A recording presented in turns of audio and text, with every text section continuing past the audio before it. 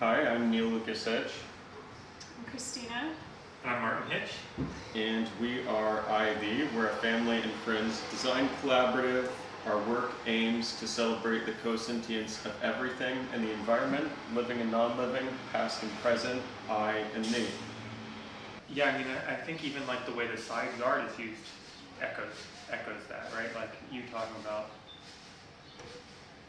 that, the way that the moss kind of like, what you say, fills like the cracks in the community. It's like, I feel like that sort of echoes, like you said, the kind of compound yellow vision, but then also the vision for what a structure in the side yard would look like and like what's it here to facilitate.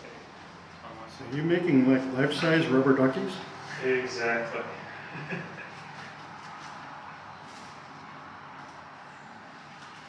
Upstairs, we have like some models of proposed installations for the site, and some of them feature large-scale rubber ducks. So we're kind of trying to do like a small prototype, I guess. Yeah. Kind of adds to that conversation, right? I imagine a world where there's this big duck sculpture built in the side yard, and that becomes a recognizable symbol of what the organization is. You know, oh, is that the group that's the group at the heart, right? That's the group at the balloon. There's something I think really powerful to the simplicity of the kind of objectness of those kind of symbols.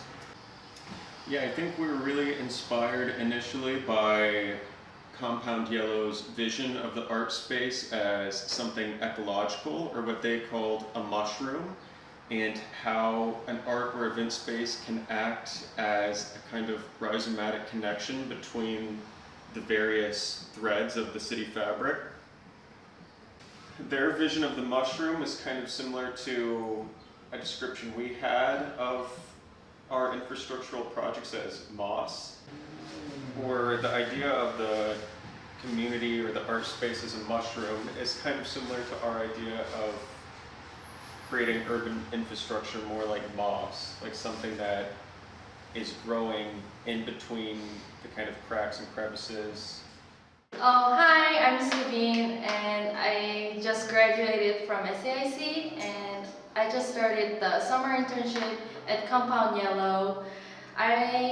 The reason why I'm working here because I really like the community space that the artists, musicians, at the same time we can also do the installation, performance. I really want to have a communication with them, and it has been a great time so far.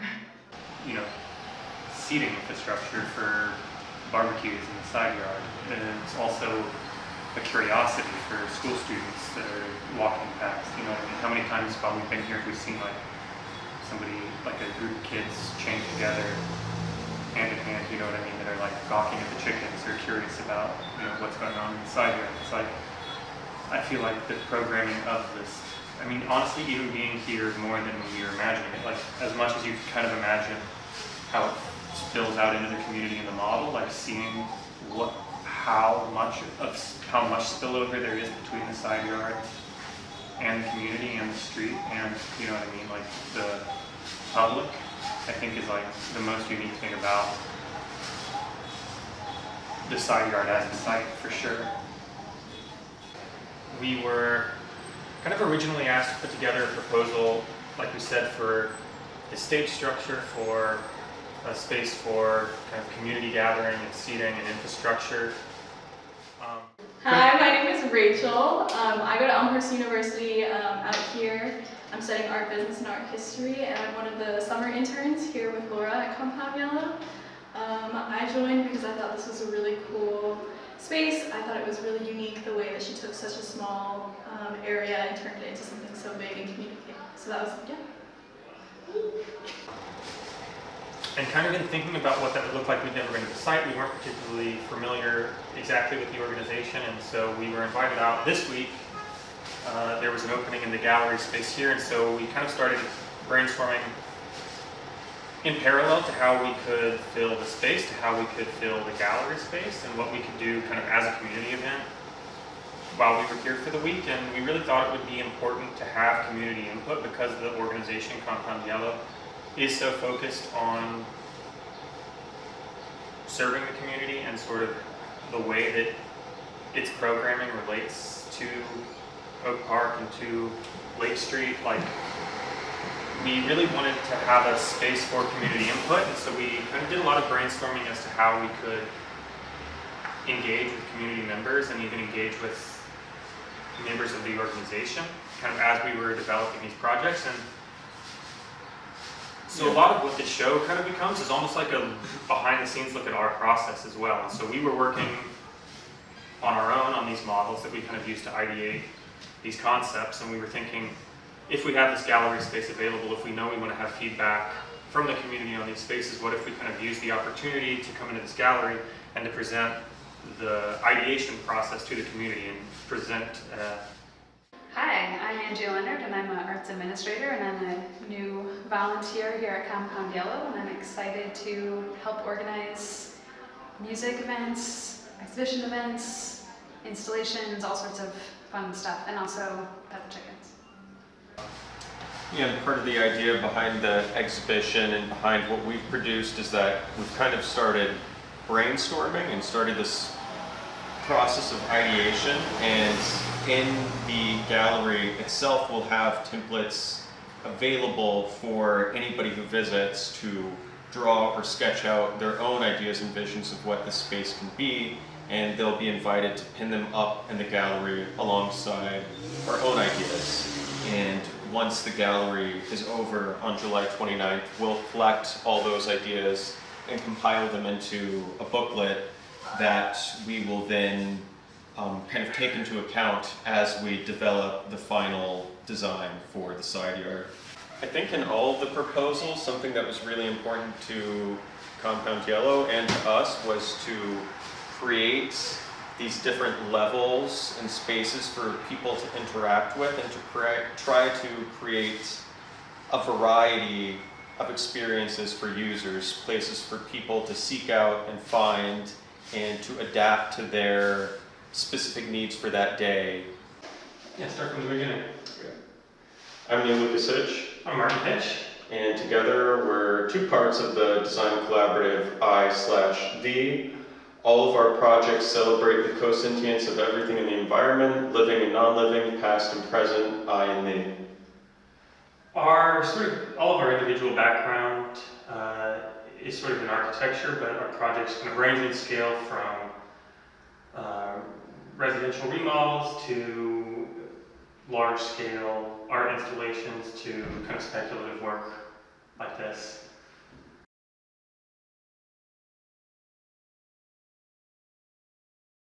I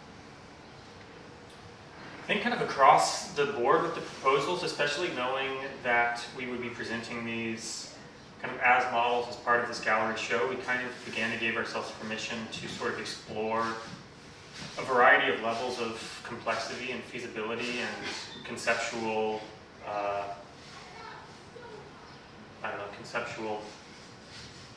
A key word for everybody, I think, was imagination. Yeah, and trying to definitely. not hold ourselves back with what this could be in the most mundane and then in the most spectacular Yeah, exactly. level. So the concept with the exhibition was to kind of exhibit a variety of proposals and kind of a range of different proposals. And so I think ultimately we've kind of modeled and have illustrations and drawings that accompany each of the distinct proposals. And I think that there's 6 sort of ultimate proposals from us that will be displayed alongside input from the community within the gallery. And so one of the things kind of looking at the site, especially with the sort of adjacency to the sidewalk, was sort of how to take advantage of that kind of linear, the sort of hyperlinear site, we knowing kind of that there was an interest from the organization to have these kind of multi-level experiences and platforms for kind of a range of interaction models, kind of using this sort of hyperlinear kind of winding streetscape sidewalk that wraps through, that kind of wraps around the site, interacts with the trees, kind of almost kind of explodes that kind of linear site element of the sidewalk into something that becomes sort of multi-story and kind of accommodates a variety of kind of interaction models across the site. Yeah, all of our work, I think, tries to blur the lines between these seemingly disparate elements between architecture and nature, inside versus outside, or even academic work or research versus practice. We published a book last year that kind of got to the core of these kind of ambiguities, called the one circle Venn diagram / everything so far. But yeah, we like to imagine all of our work really as kind of two concentric or perfectly overlapping circles that kind of dispel these fraught binaries that typically plague the discipline. Another kind of model that we were exploring was how the community themselves could become a part of the experience of constructing a model on the site as well. And so exploring more like kind of piecemeal solutions, or like a kit of parts solutions where a modular piece could be designed that could be constructed then into a variety of interaction models using the same components. And so kind of exploring smaller kind of modular elements like a hay bale structure that could be designed with seating elements that then could be stacked and rearranged on the site depending on the particularities of an event or of a need at the site at a given time. Similarly with the maypole kind of concept here, looking at a design that is inherently flexible, that changes with each use. So as somebody inhabiting the space, they are the ones making the decision about how the space takes form, and every time it's erected it takes on a different character depending on the people interacting with it. Definitely, and yeah, in the gallery we have all these models of projects that will one day be built at full scale in the side yard, and I think one thing that's cool to us about architecture is, or one thing we try to focus on as a practice, is being rigorous at the small scale, or being as rigorous with a model as we would be when we're designing a building, but then being able to also eventually build these things at one-to-one, or execute these concepts in a more urban or architectural setting. One of the things we talk a lot about with our kind of past work too is how with a lot of even our built work and eventually this as it gets built, we kind of see even at that scale, even at full scale, these really are prototypes. Even a building, even what sort of a permitted, finished, contracted structure, like in some ways, still for us functions as a prototype. And these concepts that exist, even at the small scale as a model, are present in an installation, are present in a remodel, or present in a building, and kind of seeing. As the community comes together and engages with a piece of architecture, they're actively creating something every time it's used, whether that's taking one of these strings or ribbons and clipping it onto the built-in furniture, or taking a modular bale and moving it to find somewhere, or to create a kind of space for you to sit. And I think that's one of the through lines through all the iterations. I'll say too, I think that there's sort of, Compound Yellow from the beginning was really, I think they were looking to kind of capture a sense of playfulness and joy and even silliness in some instances of how they view the organization and how the organization exists within the community. And so kind of looking at ways to kind of introduce a bit of kind of joy into whatever this structure is as well. I think it's important sort of as the site is so public that I think that there is such kind of a visual interest inherently with what's happening at the site. And I think any way that the structure at the side yard here could aid to that sort of visual interest and joy and excitement in the space.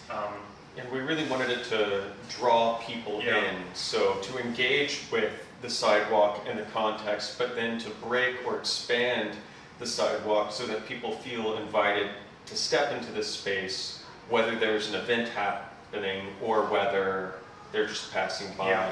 on an afternoon. And with both like the heart concept and the ducks, there's something too about this kind of inherent understandability of the iconography of the form. You know, the heart and the duck are kind of two different instances of a form being sort of deconstructed into its most basic symbology, almost like it's like drawn by hand or drawn by a child. And I think that there's something really interesting about that too, as it relates to the projection of Compound Yellow to the community as well. There kind of being this iconography around these elements as well. I kind of, you know, imagine, I know just from conversations with Laura too, there's lots of conversations around sort of what does Compound Yellow do, or what does the Side Yard program do, and I think something like this adds. Yeah, I think that's the most kind of common sense way to approach architecture is like you're designing something with a very specific use and you know, or you're trying to control how people use it. And I think with all of these ideas, we really wanted to give people the freedom to explore and interact with things or find new uses for these things. So there's something interesting about taking this thing that's so iconic, the rubber duck, and then blowing it up to a large scale, and then forcing or allowing people to kind of interact with it at a scale and thus in ways that they're not used to. And then the other infrastructure, the decks and platforms and stages that are built around it are also forced to engage with this thing.